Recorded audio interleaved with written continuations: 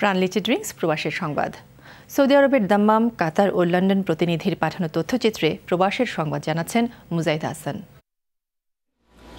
Saudi আরব পূর্বাঞ্চল প্রদেশ দাম্মামে বসবাসরত মুন্সিগঞ্জ প্রবাসী বাংলাদেশিদের সামাজিক সহায়তার ঘোষণা দিয়েছে প্রবাসী মুন্সিগঞ্জ বাগড়া ভাগ্যকুল একতা সমিতি। স্থানীয় একটি হোটেলে হান্নান শাহর সভাপতিত্বে সমিতির পরিচিতি ও আলোচনা সভায় প্রধান অতিথি ছিলেন কমিউনিটি নেতা সিরাজুল ইসলাম। আবুল কালাম ও মিজান রহমানের যৌথ সঞ্চালনায় অনুষ্ঠানে অনেকেই বক্তব্য রাখেন। পরে চলতি বছর হজে নিহত সব হাজিদের আত্মার মাগফিরাত কামনায় দোয়া করা হয়। বৃহত্তর ঢাকা প্রবাসী কল্যাণ সমিতি দোহা কাতারের অর্থ সম্পাদক শাহজালাল পলাশের বিদায় সংবর্ধনা আয়োজনের এক প্রস্তুতি সভা অনুষ্ঠিত হয়েছে। স্থানীয় একটি রেস্টুরেন্টে আয়োজিত অনুষ্ঠানে উপস্থিত ছিলেন সংগঠনের সভাপতি শামসুদ্দিন মণ্ডল, সাধারণ সম্পাদক সিরাজুল ইসলাম মোল্লা, হাজি বাশার, শাহ আলম সহ আরও অনেকে।